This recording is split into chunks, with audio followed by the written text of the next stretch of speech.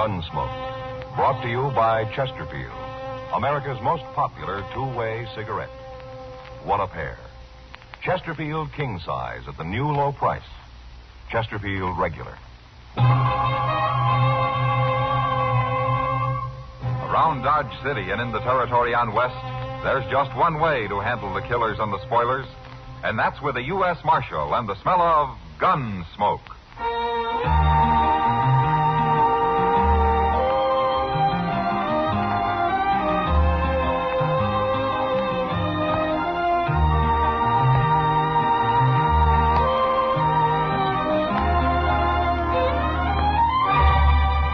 Gunsmoke, starring William Conrad, the transcribed story of the violence that moved west with young America, and the story of a man who moved with it. I'm that man, Matt Dillon, United States Marshal. The first man they look for and the last they want to meet. It's a chancy job, and it makes a man watchful and a little lonely.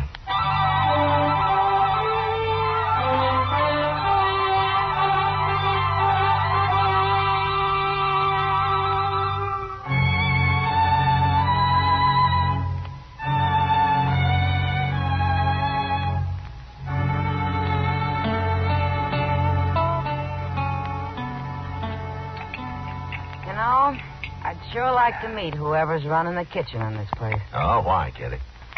A cook that can make antelope stew taste like prairie dog ought to be something to see. Well, at least it's hot. No, it isn't. Oh, mine is. You forgetting you dumped half that bowl of chili peppers in yours? Well, I've eaten here before, Kitty. Oh, hello, Marshal. Hello, John. You know what I'd do if I owned this place, Matt? Tear it down? No. Look, it's got tables and chairs and knives and forks and spoons. And out back, they got a kitchen all set up with a stove and everything. So? What's all here? I'd open a restaurant. You're spoiled, Kitty. Dodge isn't St. Louis, you know. St. Louis? I was there 6 months, 4 years ago. Hello, Matt. Oh, Kitty. How are you, Doc? Oh, I'm fine. Well, sit down, Doc. Sit down. Oh, thank you. Oh, well, what are you eating? Stew? That's what they call it, Doc. Ah. Well, I'll try a little anyway. And then I'm going to bed. At noon? I was up all night, Kitty, out at the Brandt place. Mrs. Brandt have her baby? Uh-huh, a boy. That's 5 I've delivered out there. You know, it seems to me it's about time they gave you one. Oh, no, gave me one. I've got enough trouble all by myself. But seriously, I'll tell you something, Matt. It's got so I'm afraid to be driving onto the prairie at all. More Indians, Doc? I ran into Sam Butler outside. He just drove in with his whole family and all his belongings loaded onto his wagon. Says he's quitting. Oh, why? The Pawnees wiped out another family up near his place on the Smoky Hill River a couple of days ago. That's the second raid in the last 2 weeks.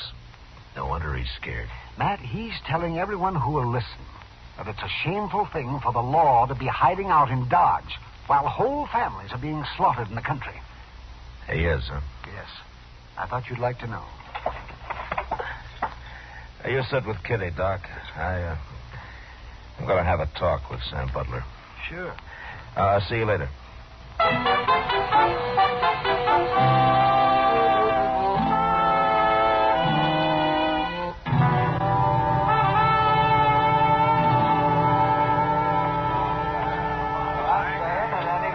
Stays out there and exposes his family to them murdering savages is plumb crazy.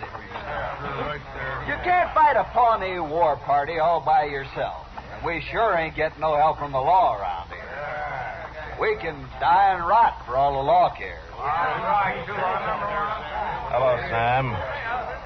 Well, where you been hiding, Marshal?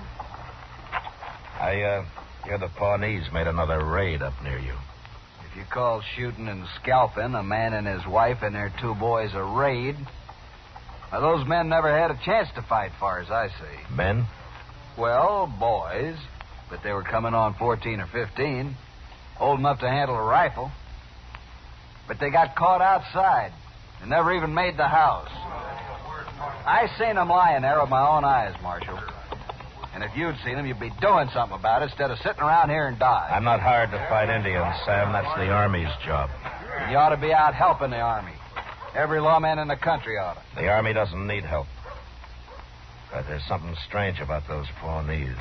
What's strange about them? They killed white men before. I'm sorry you're quitting, Sam. We need settlers out here. Not dead ones, you don't. No. No, not dead ones.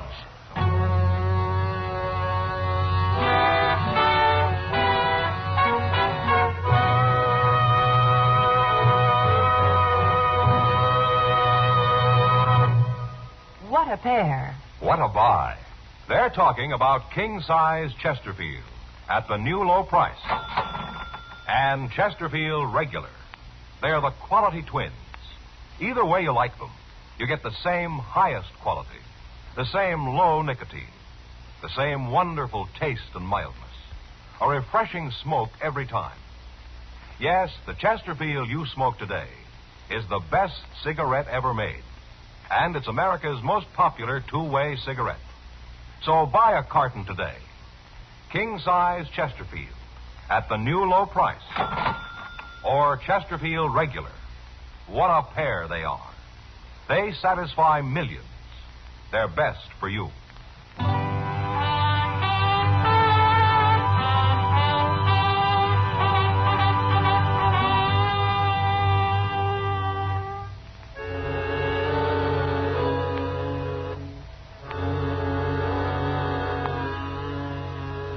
Chester and I left Dodge that afternoon, and toward evening the next day, we ran across a troop of cavalry camped on the Smoky Hill River. It was commanded by an officer who was new to this part of the country, a Captain Starr. He was anxious to make a success of his first expedition, but so far he hadn't even seen an Indian. I decided to stay with him for a while, and I'm glad I did. The next afternoon, while we were on the march, his scouts reported another settler's cabin burned. The family killed. At my request, Captain Starr filed his troop out in patrols while he and Chester and I rode forward to the scene of the slaughter.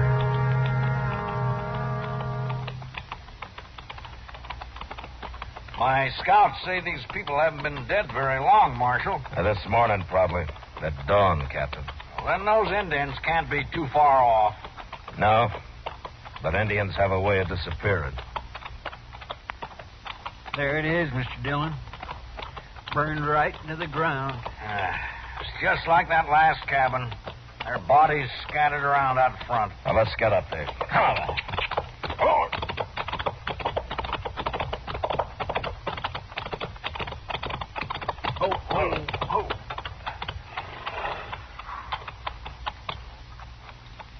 Whole family. Man and his wife and their boy. Look over there. Against the water barrel. Oh, my. It's a little girl. It's a little girl.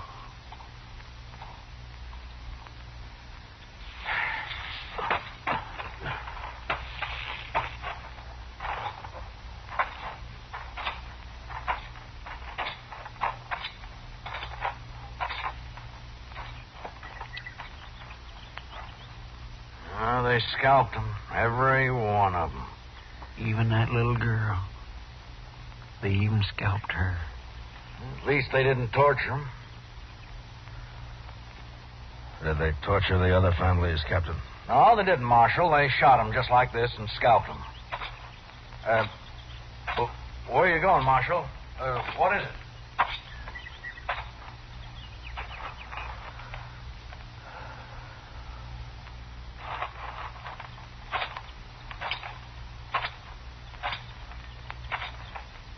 Captain Starr, last night you told me this is your first tour of duty in Indian country.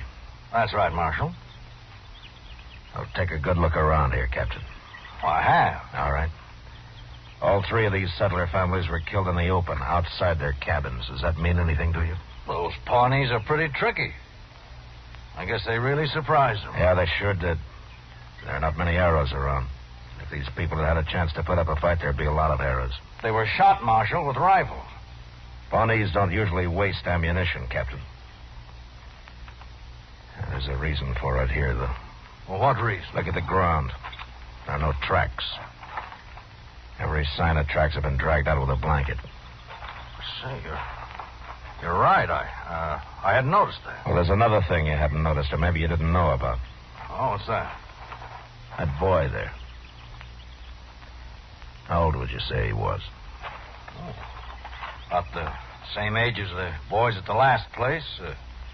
Maybe 12, 13. Well, Captain, that's old enough to be a brave in a couple of years if he was a Pawnee.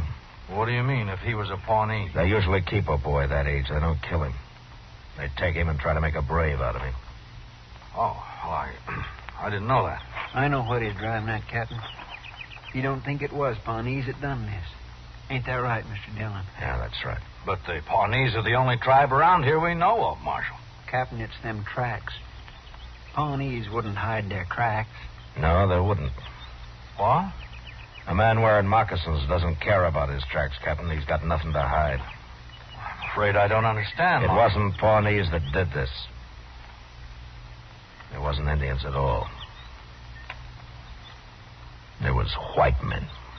Marshal Dillon, it's impossible for me to believe white men could have done this. Is it, Captain? No white man would shoot that little girl over there and then scalp her. Did you ever hear what Chivington did to the Cheyennes at Sand Creek?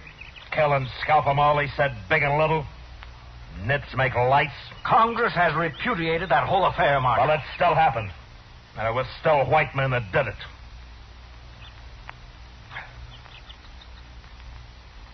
Oh.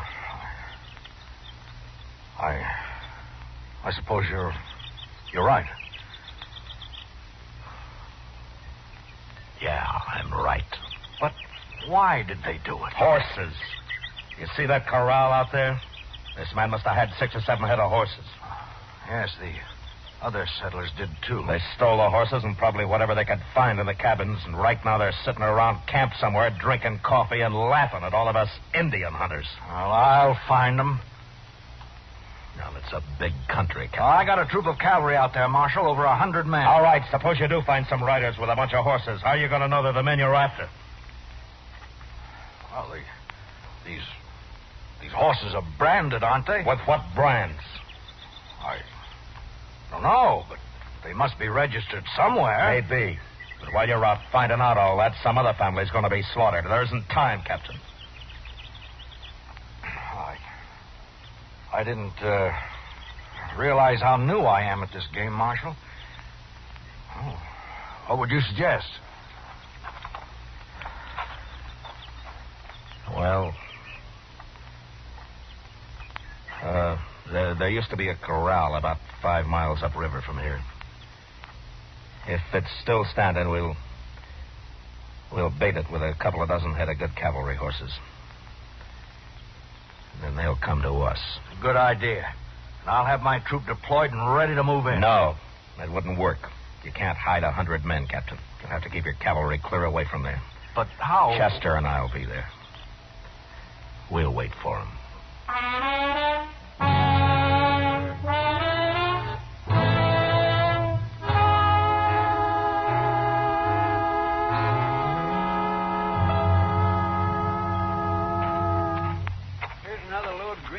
Mr. Dillon? I'll throw them on the fire, Chester. Let's have some more smoke, huh?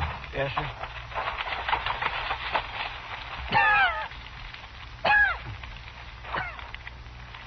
Well, stand back, Chester.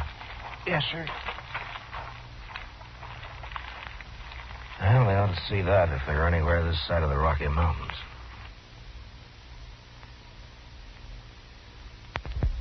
They're sure to be scouting around, Mr. Dillon. They ain't stolen enough horses yet to leave the country. Yeah, besides, they're feeling mighty safe. They'll come. Mr. Dillon? Yeah. I've been thinking.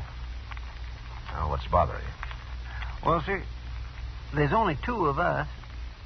And I'm wondering how many there are of them. Now, you want to go back and find the cavalry? Oh, feel a whole lot safer. So go on, then. Oh, you didn't answer my question, Mr. Dillon. How many do you think we're waiting for? There's no way of telling, Chester. Well, if there's a whole passel of them, how in the world are we going to take them? I don't care how we take them. You're pretty mad, ain't you? Well, I can't get that little girl out of my mind. Yes, sir, I know. Now, look up. Here comes somebody. He's all alone. Just some cowboy, probably. Maybe. Yeah, sure it is. He's seen the smoke from our fire, and now he's wondering what that old corral's doing full of horses. And he might be scouting it for the others. Those men don't take many chances. Well, how are we going to find out? Well, maybe we won't till it's too late. Heat up some coffee for him, will you, Chester? Yes, sir. I think I'll have a cup of it, too, huh? All right, sir.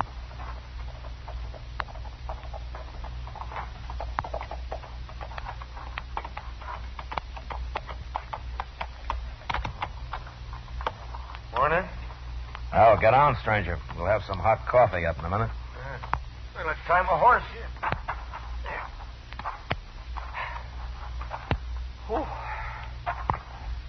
Sure used some coffee. Had to make dry camp last night. Oh? Well, you couldn't have been very far away. Why didn't you ride on down to the river here? Tell you why, mister, I was lost. I rode till after dark, and I got lost. Well, your horse could have found it for you. Maybe my horse ain't as smart as yours. No offense. Sit down. Chester's bringing the coffee now. I've been sipping all morning. Here you are, mister. Oh. We ain't got no sugar. You men are traveling pretty light, ain't you? What do you mean? Here's your coffee. Oh, thanks, Chester. I mean all them horses. Mighty big remote and no wagon. Not much grub I can see. We're driving those horses to Cheyenne. There's only 2 of us. We couldn't handle a wagon and the herd both. Only 2 of you, huh? Yeah, that's right. Well, mister, look, and I'm drifting. Maybe you could use another hand. It may be. Where are you from? Dakota Territory. Name of Lee Stapp. I sure would like to see Cheyenne. I ain't never been there. Well, why don't you ride up there alone? It'd be chasing a herd of horses all the way. Well, I'm broke, mister. Wouldn't have much of a party in Cheyenne broke, would I? No, I don't guess you would. I'm a good hand. I work cheap. How about it? You're a good hand, huh? Of course I am. Did you take a look at those horses we got? Yeah, I sure did. I ain't never seen none better. Well, they're good horses, and we take good care of them. Well, okay. What's that got to do with hiring me? Mister, I wouldn't hire you to herd sheep. What?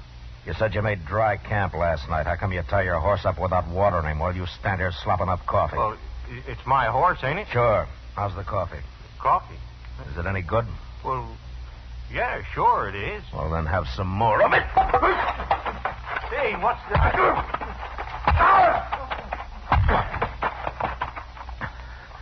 Chester. Yes, sir. Here, catch his gun. Got it. All right, now go get some rope. We'll tie him up while he's still out. Yeah, but Mr. Dillon, you sure he ain't just a cowboy like he said? I was pretty sure, Chester, but this made me real sure. It was sticking out of his pocket. Oh, my. I'll get the rope, and we ought to hang him with it.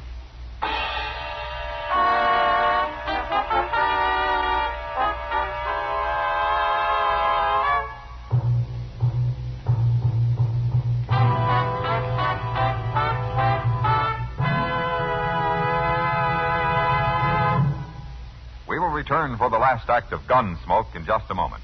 In regular or king size, you can get 'em either way. The best smoke ever made, the Chesterfield you buy today.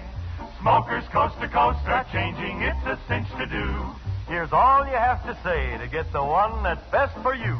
Chesterfield's for me, Chesterfield's for me. You just say it's Chesterfield's for me. Friends, for your vacation, take along plenty of Chesterfield. Buy 'em by the carton. Chesterfield king size at the new low price.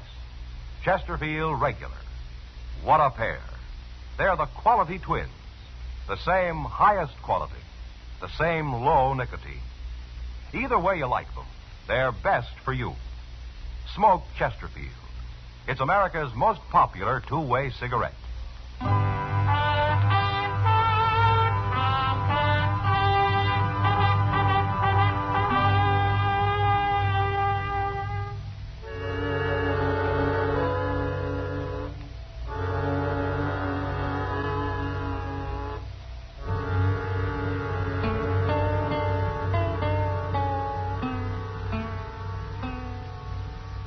See anything yet, Chester?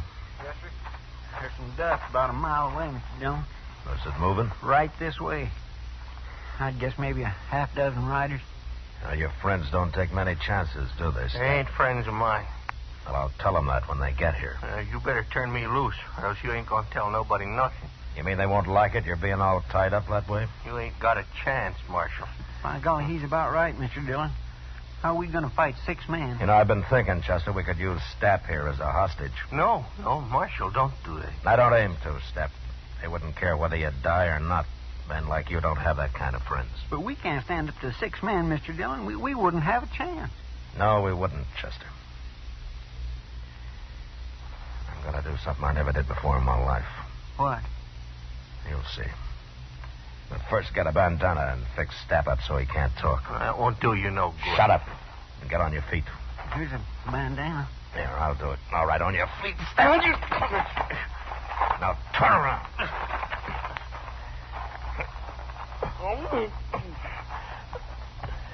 Get our rifles, Chester. Yes, sir. There. That'll keep you quiet, Stapp. All right, now walk.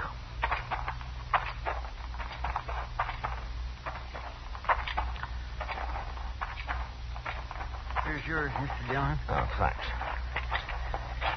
You get on behind that log over there, Chester. Yes, sir. I'll keep Stapp here with me. All right, lie down, Stapp. And if you make any noise, I'll split your skull. Now, go on. Lie down.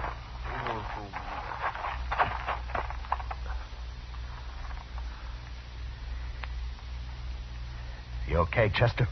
Yes, sir, fine. Keep the sun off your rifle. They're getting pretty close. Now, quiet. Mr. Dillon? What? What are we going to do now? Fight it out from here? Chester, I'd hate for either of us to get killed by men like them. When I start shooting, you start. Take whoever's on your side first and then work in. Yes, sir. Surprise them, huh? Because they'll never know it. Shut up now. Here they come.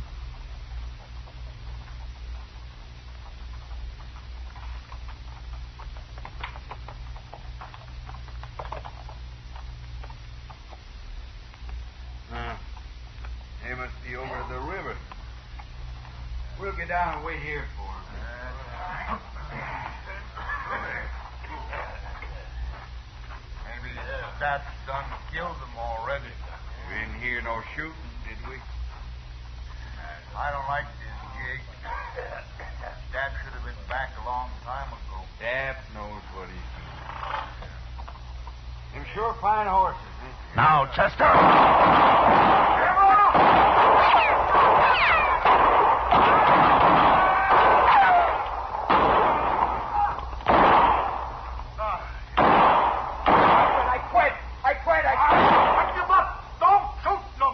All right, throw away your guns. Now turn around and get your hands up in the air. Chester, come over here. We killed 4 of them, Mr. Dillon. 4 of them. Prod Stapp up and bring him up to the fire. I'll handle these 2.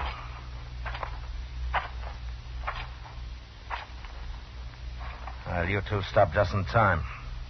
You can turn around now. Who are you? What'd you ambush us for? Well, you went and killed 4 men. I'm a U.S. Marshal, mister. You're lying. Am I?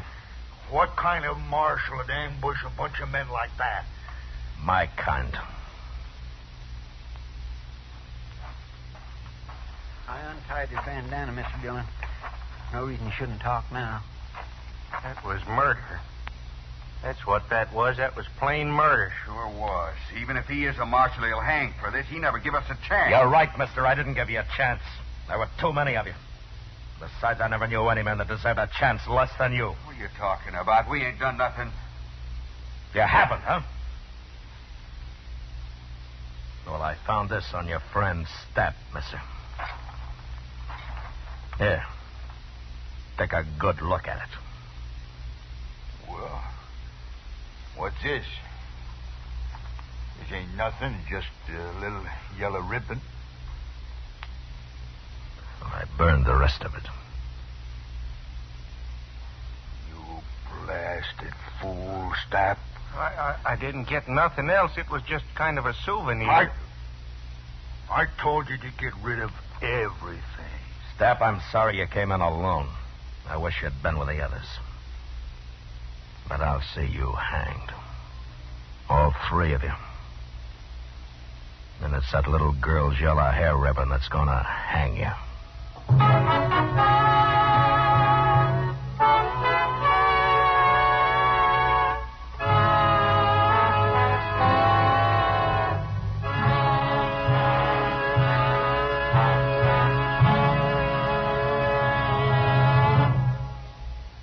L&M goes king size. Yes, L&M goes king size. Now, L&M is king size as well as regular. Both have the same low price. Both have the miracle tip for the effective filtration you need.